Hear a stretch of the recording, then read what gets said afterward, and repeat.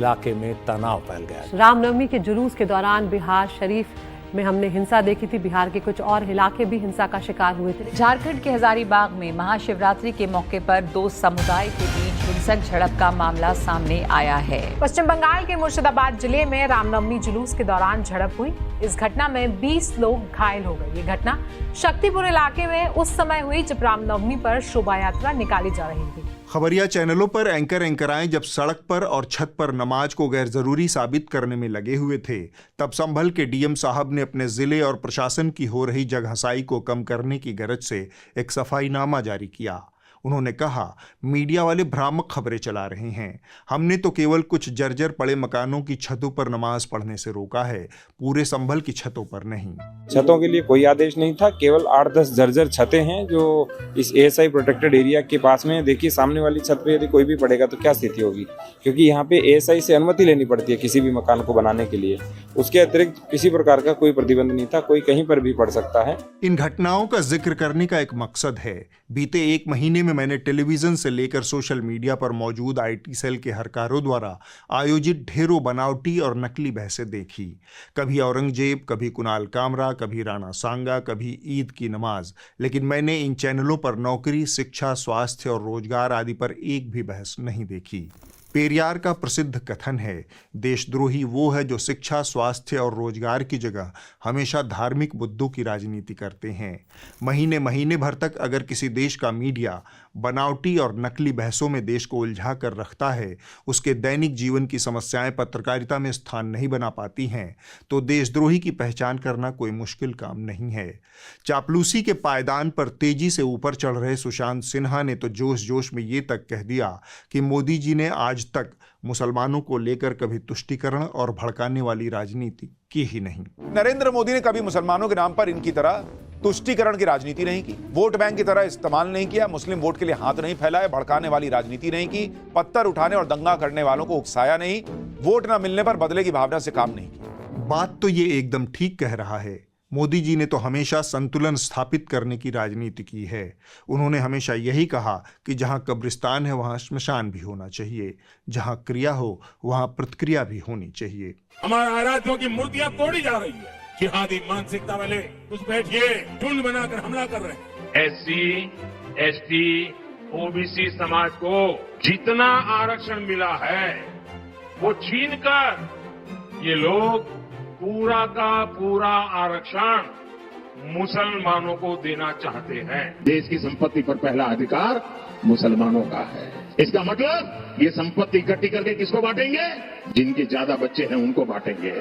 हम फिर से योगी जी पर वापस लौट चलते हैं।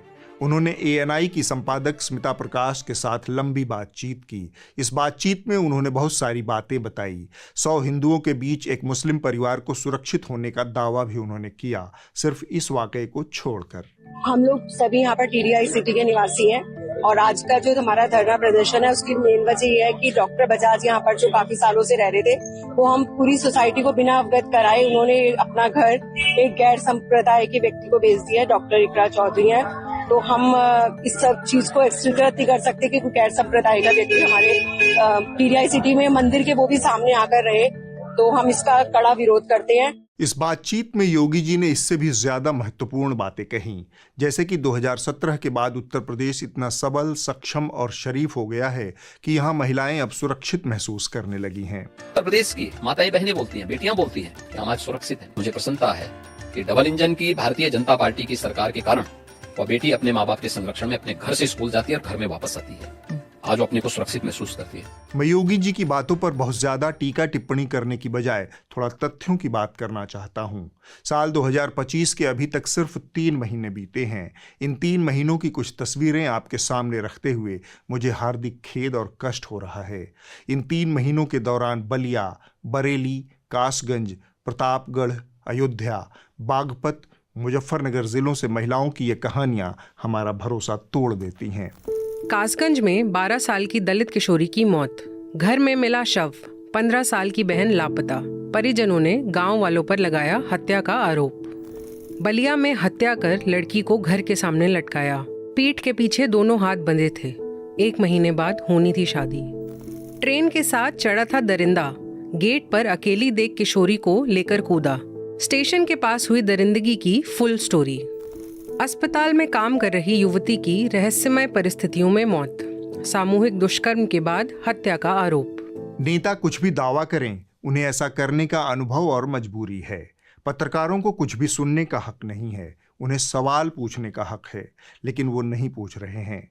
स्मिता जी के सामने आंकड़ों का पूरा जखीरा मौजूद है, लेकिन वो नमक का कर्ज चुकाने में व्यस्त हैं। ज्यादा दूर जाने की जरूरत नहीं है। एनसीआरबी के आंकड़े सार्वजनिक रूप से उपलब्ध हैं। वहां साल दर साल उत्तर प्रदेश में महिलाओं के खिलाफ होने वाले अपराधों का आंकड़ा भी मौजूद है। 2020 में महिलाओं के खिलाफ 49,385 मामले, 2021 में 56,083 और 2022 में 65,743 मामले। यानी महिलाओं के खिलाफ अपराध के मामले में उत्तर प्रदेश उत्तरोत्तर विकास कर रहा है। स्मिता जी बड़ी पत्रकार हैं, छोटे मोटे आंकड़ों का ध्यान नहीं रखती हैं। उन्होंने योगी जी को वॉकओवर देने का फैसला कर लिया था। राष्ट्रीय महिला आयोग को साल 2024 में उत्तर प्रदेश से सबसे ज्यादा अपराध की शिकायतें मिली थीं। इसके बाद दिल्ली और महाराष्ट्र का नंबर आता है। इन दो जानकारियों से आप क्या निष्कर्ष निकालते हैं?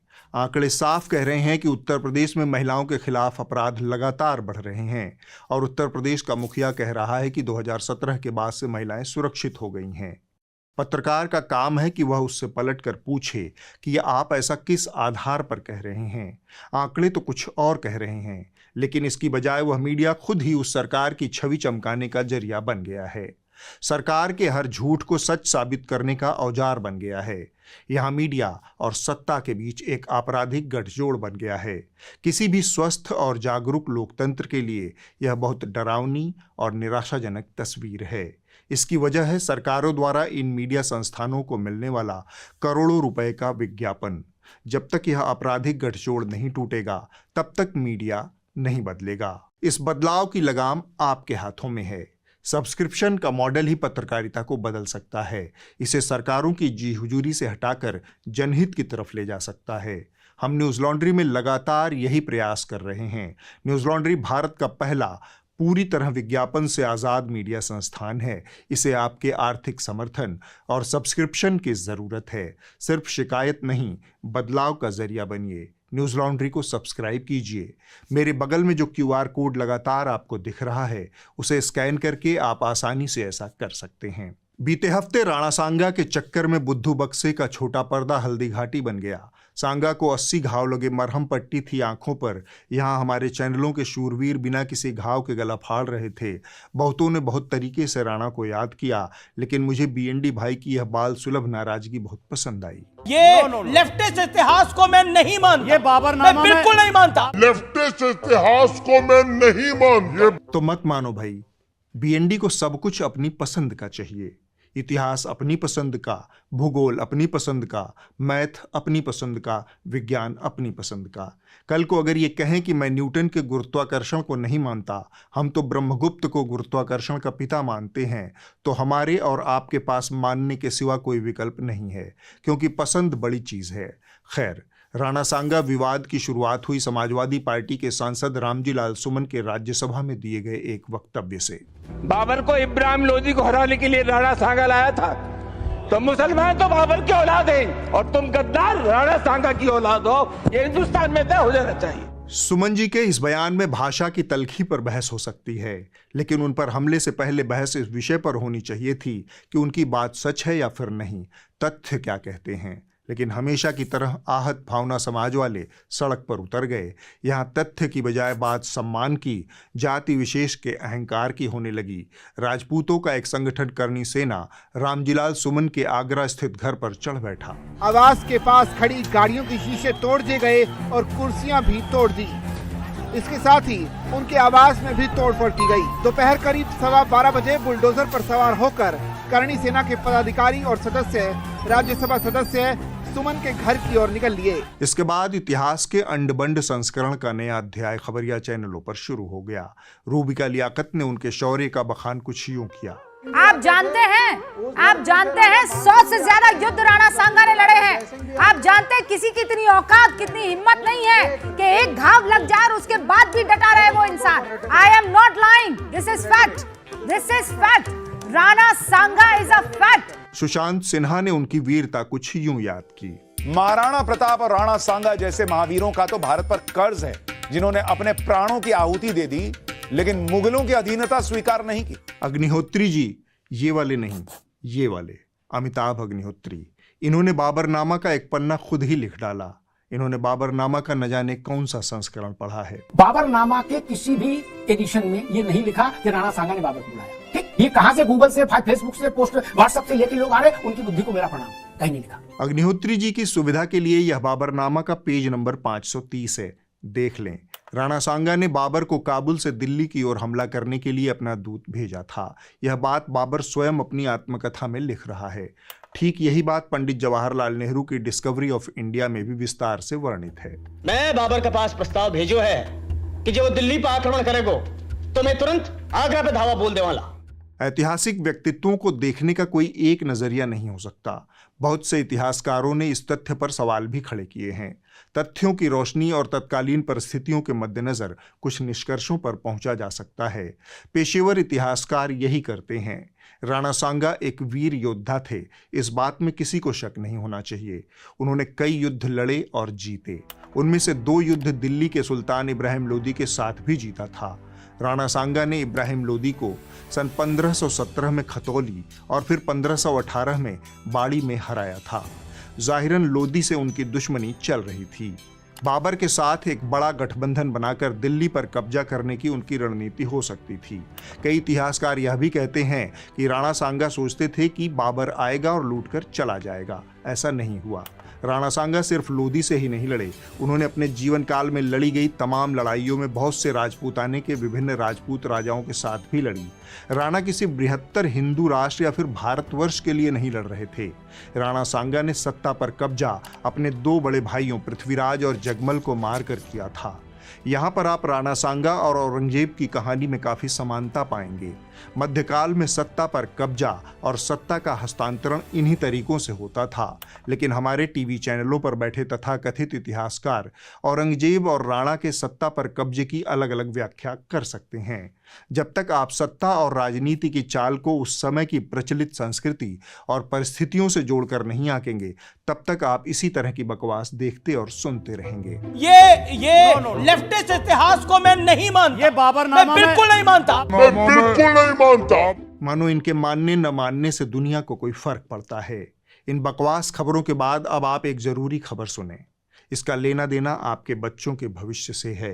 केंद्र सरकार ने शिक्षा मामलों की स्थायी संसदीय समिति को एक जानकारी दी है जो चिंताजनक है।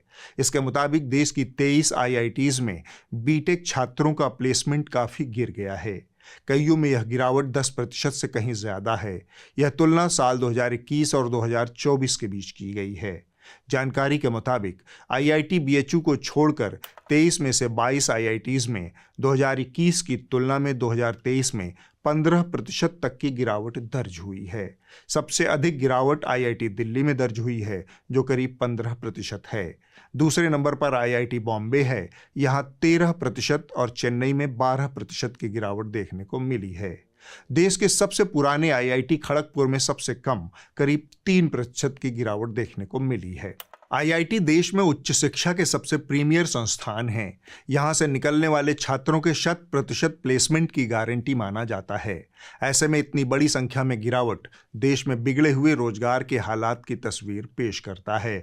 अब आप इस हफ्ते की रिपोर्ट देख लीजिए। जो कही जा रही थी इस हफ्ते की रिपोर्ट मैं मीडिया से है। बिहार के कटिहार जिले में शिक्षा सेवकों और शिक्षा केंद्रों को लेकर कई अनियमितताएं सामने आई हैं। RTI से मिली जानकारी के मुताबिक जिन जगहों पर शिक्षा सेवा के केंद्र चल रहे हैं, वहां पहुंचने पर पाया गया कि वो केंद्र उपलब्ध ही नहीं है। जैसे हम लोग को जानकारी मिली है कि यहाँ पे एक टोला सेवक का केंद्र है जिसमें से छोटे बच्चों को पढ़ाया जाता है। नहीं, ऐसा कभी नहीं हुआ है। ना कोई पढ़ाते हैं ना कुछ सेंटर है, कुछ पता नहीं। नहीं, कहाँ 2 महीना पहले लिख कर ले गया था, कहाँ पढ़ाने आता? कोई नहीं कोई नहीं पढ़ाता है। एक महिला आती है, उसमें कहा गया कि यहीं पे हवा महल नहीं आता है। ये महिलाओं को पढ़ाने के लिए एक सेंटर दिया गया है, तालीमी मरकज वाला जी। तो आपका गाँव में चल रहा है क्या? महिलाओं को पढ़ाया जाता है? जी नहीं। कभी ऐसा सुने हैं? पहले सुने हैं, तब कहाँ नहीं है। अगले हफ्ते होगी एक और टिप्पणी। नमस्कार।